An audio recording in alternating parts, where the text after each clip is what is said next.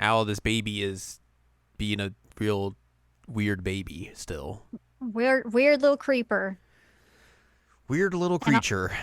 and also a potato. Yes, as I learned today. Oh boy. Hello, welcome to this week's episode. Jared now watch Inuyasha's episode 128. I'm Jared, joined as always by Doc Al and Ladium. Hello. We are discussing season 5, episode 16, or episode 126, entitled "Transform Heartache into Courage." That's I don't know that happens, but sure. sure. Yeah, the baby's still trying to get its grubby little paws on Kagome. Mm-hmm. That's kind of what's happening in the beginning. Inuyasha's out trying to find Kikyo still, and then eventually figures out, hey, this might have been a mistake, and I might have been duped. Ruh-roh. And he spots a bunch of demons flying about, which I guess we never come back to. I think they were the demons that Shippo was scared of.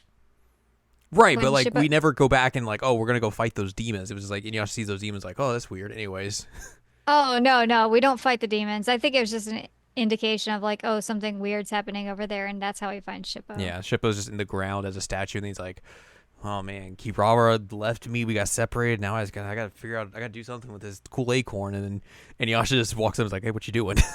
Hey, what's up? Don't scare me like that. And then there's something moving in the bushes, and Kirawara shows up with something in his mouth and just like, wow. Meow. I got you a present. It's a big cat behavior right Big there. time. And there's like, Shippo informs them about like, hey, Kagome and Sango and Moroku got captured.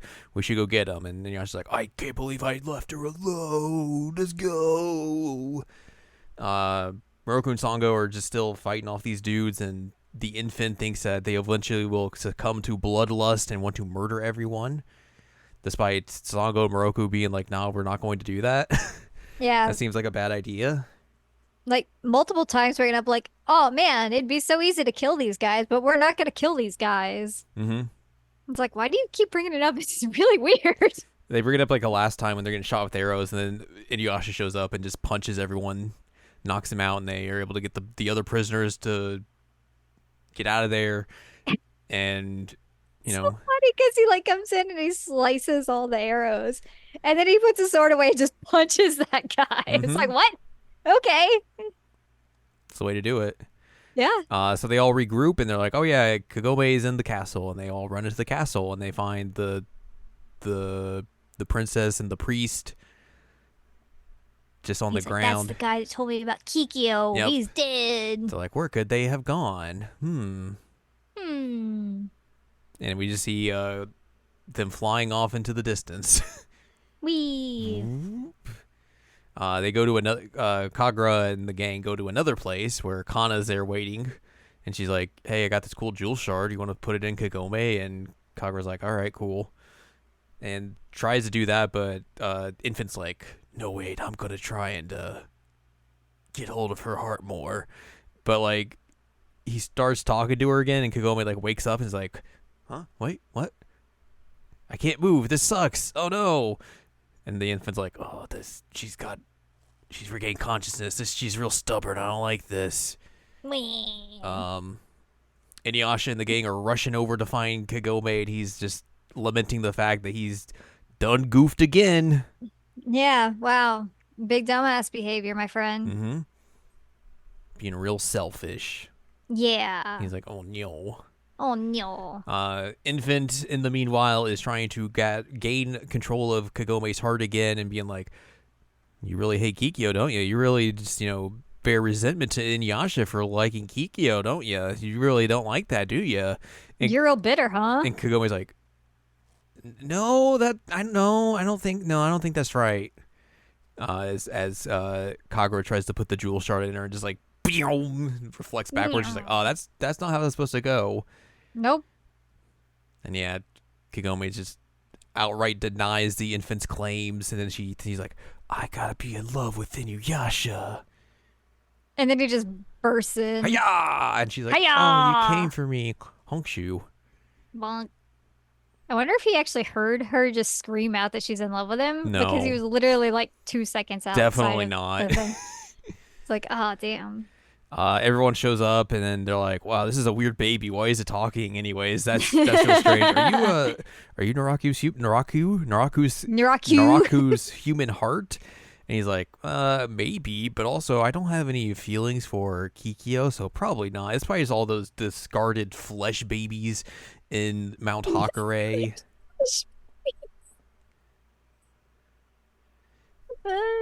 Also, Moroku comes in, he's like, Kana. And I'm like, why did you put so much emphasis on the second part of her name? He's a strange dude. Um, Kana. so yeah, the infant tells him that, and he's like, "Oh, so you're just a monster? I'm going to kill you." Yeah. And he tries to wind scar the child, and then the child puts up a barrier and sucks up the wind scar and reflects it back at him, and it blows up this little building they're in. Letting I will say, like, oh, sorry, go no, ahead. you're fine. I was gonna say, the infant does have some solid points that it makes it Inuyasha. He's like, yeah, dude, this is all your fault. Like, if you weren't so like caught up on Kikyo and like trying to find her all the time and all that, I wouldn't have been able to take hold of Kagome at all. Like, Mm-hmm. this is kind of your fault. And it's like, well, his methods are bad, but he's not wrong. True. Will Inuyasha listen? No. No. But I mean, the infant, despite being a weird little goblin, has a solid point. Yeah, they blew up that building, and now they're gonna fly away, Kaboom. but not before they're like, "We're gonna get Kagome at some point because she's the only one who can see jewel shards now, so we need her, and then we'll make the jewel Woo. shard hole full of hate." Hate. And then they fly away. Grr. While they're flying away, Kagura realizes that the baby is sleeping. He's like, "Hey, what's wrong with you?" He's like, "I'm trying to sleep." He's like, "That took so much energy to try and get her soul under control. Urgh." And Kagura's like, "Oh, I guess you're not that powerful, huh, sucker?" And then we got credits, and then we got a post-credit scene, which is very rare for the show, where they just decided to change up the entire art style as well, which is very weird. So weird. Like, I thought I was going crazy. like they just at the last minute decided to throw this in here or something. Right. It's real weird, but it was basically just like they're back at Kaede's village. Yi is here again, Yee. and Yasha's just apologizing to her for letting Kikyo die again. She's like, whatever. It was just her soul. Who cares? She was already dead. She was already Like, dead. I wish we could have her like her body back so she could like rest here, but what are we gonna do? Moroku and Sango and Shippo are like getting water, and then they're like, "Oh yeah, Kagome's sleepy." And then we go to Inuyasha and Kagome. Kagome wakes up. He's like, "Oh, you're here for me, yay!" And then they go to the forest. He's like, I'm sorry, I did bad things. I'm sorry, I'll never leave you again." She's like, "No, you'll definitely do that again. Don't lie, you idiot." You're a dumbass. You will definitely do it as soon as you hear anything about her. Mm-hmm. I know you by now, my guy. Yep. He's like, no. But she does at least tell him, like, if you go, I'll be upset. Mm-hmm. So, like, I guess he's at least aware. Let's hope so. He's not gonna be, but it's fine. No. But that's how we end the episode. Mm-mm. Trivia.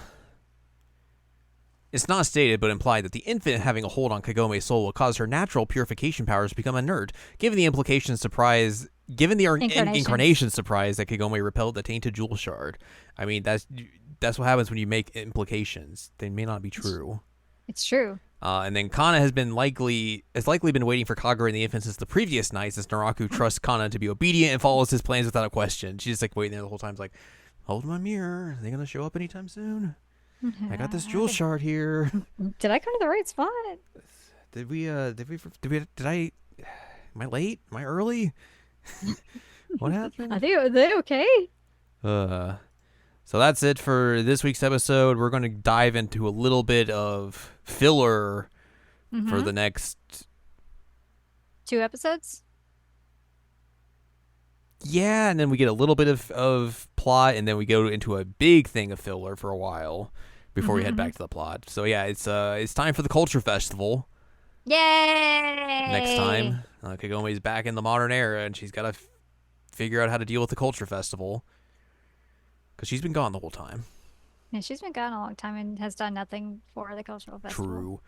So we'll be talking about that next time, which will be episode 127, entitled "Don't Boil It: The Terrifying Dried Up Demon."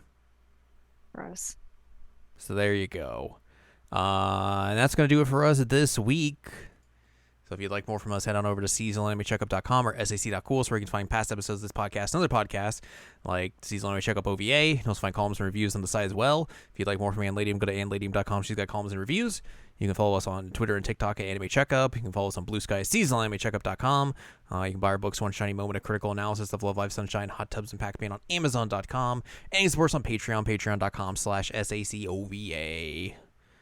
So join us next week as we get ready for the Culture Festival. Get ready.